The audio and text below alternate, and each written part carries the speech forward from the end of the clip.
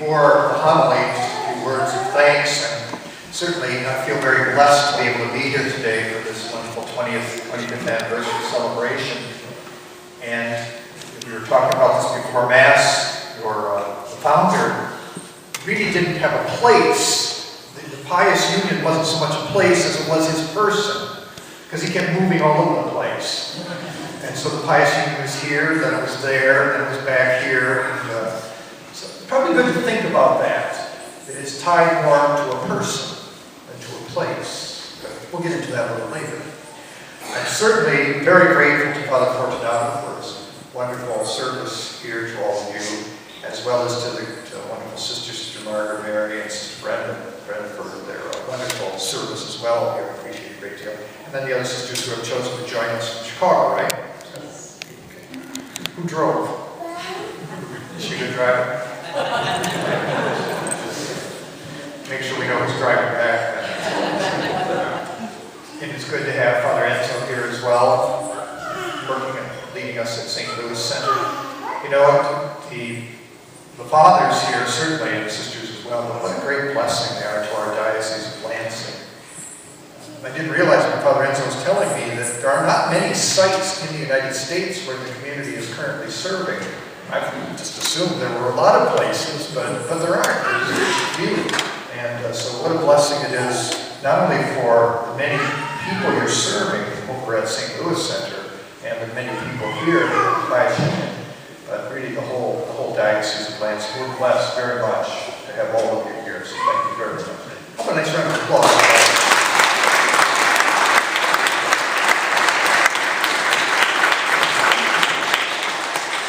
It's good to have Father David here as well. Thanks for being present. And Father Ronald, I presume you all know, is brand new. He just came in from India a couple of months ago, right? And he'll be studying at Eastern Michigan University, and continuing to obviously to study so that he can be of help, particularly at St. Louis Center. So welcome. It's good to have you with us. Enjoy the cold weather. It's from South India, by the way. They don't have cold weather. No snow. No. Lots of rain, but no snow. Oh wait, on the east side, you don't get much rain, do you? No. All right. What more appropriate day to be reflecting on this great institution, the Pious Union of St. Joseph, than the last day of the church year? It is the very last day of the church year. The church wraps up its readings normally today with a reading of the book of Revelation, the very end of the book of Revelation, and toward the very end of St. Luke's Gospel. But being at the end should serve as a reminder to all of us that we should always be prepared for the end. And of course, the whole purpose of the Pious Union of St. Joseph is to pray also for ourselves in anticipation of our own end, but especially for our loved ones who are dying or who have died. I want to present to us, if I may, just in a few words, why St. Joseph is such an apt patron for this, and such an apt patron for all of us as well. Think of all of the wonderful things that St. Joseph said in the Gospels.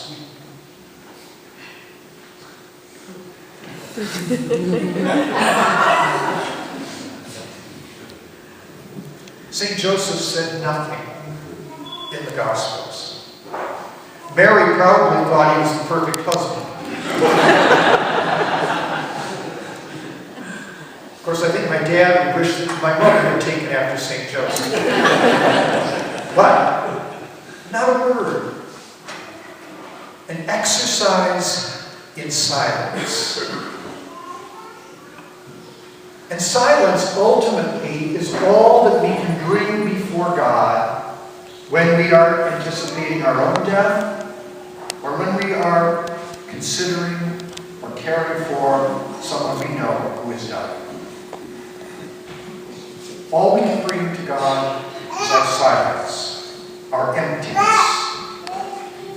Because it's only in doing that, only when we present that void to God, that we allow ourselves to be filled. If we present ourselves to God as full, as always spouting, there's not much room for God to do anything in us. So Joseph, first of all, becomes the model for us in prayer, in presenting ourselves, preparing ourselves for the end of days, or loving others, as ones who must be prepared to empty ourselves before the Lord, to be silent.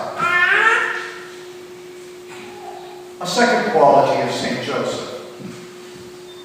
We often hear that phrase, in the gospel, that Joseph considered leaving Mary when he found out that she was pregnant. Now, I presume, it doesn't say anywhere in the scriptures, but I presume Mary must have told him. And Mary must have told him how this all happened. Joseph was not lacking in faith. So I presume Joseph believed her. The only reason then why Joseph would want to set aside their planned marriage is because Joseph did not consider himself worthy enough to be espoused to Mary, who was to be the mother of God. That's a second quality for us. To recognize none of us is worthy to approach God, ever. No matter what we do. We are all to be like Joseph. To be able to step back. As John the Baptist said, I must decrease, he must increase. Well, Joseph was doing that right at the very beginning. I must decrease. I must back off and let God be God. In my life, in Mary's life, and in the process of the salvation of the world. And yet the third quality comes across in Joseph's life, because in the dream, God tells Joseph, the angel tells Joseph, you are to take Mary as your spouse, you are to name this child, you are to be father to this child. It's interesting, I often think about my dad, who's raised 10 children, that wonder what he thought about halfway through that. Like after Paul was born, I think about it, especially Paul. But to think about that, if he had known back that day when he was walking down the aisle what it was going to be like, not only 5 down the road, but 10 down the road, I wonder if he would have walked down that aisle. I suppose I could say same thing for Mom, but Mom never regrets anything, so she just keeps moving along. God spares us knowledge of the future. Thanks be to God. Otherwise, none of us would get out of bed in the morning. God spares us knowledge of the future. We make a leap. And so, Joseph is a good model for us. Joseph wanted to back off and was ready to. But God gave him a role to play, and he did it, not knowing where on earth this was going. A fourth quality of Joseph is the fact that what he was given, this role he was given, was a family not his own. I am sure his anticipation had been, Mary and I will have children. But instead, God gave him a family not his own. It's God's will, after all, that's important in our life. Not our will, but God's will. And in essence, I can say that about my dad. He was given a family, in a sense, not his own. Because it was God's family, given to him. These children here do not belong to us. They belong to God. We are but stewards. Sometimes we enjoy being stewards, and sometimes we don't enjoy being stewards. But they belong to God. They are gifts. And so we render them always, every day, back to God. another way for us to prepare for the end in modeling Joseph, imitating Joseph, is that we are always ready and willing to render all back to God. Because that's where it belongs. Finally, the final trait of Joseph is that there is no indication of when or where or how he died. It's a great mystery. He just disappears. He's off the scene. Of course, it's not that remarkable considering the fact that almost 30 years of Jesus' life was off the scene. We don't see what goes on there either. But that's a sign for us too. It's that day in and day out fidelity, that giving of ourselves, that being open to God's will, doing what God wants in our lives. Just being faithful. My sisters and brothers, I think St. Joseph is a perfect model for all of us.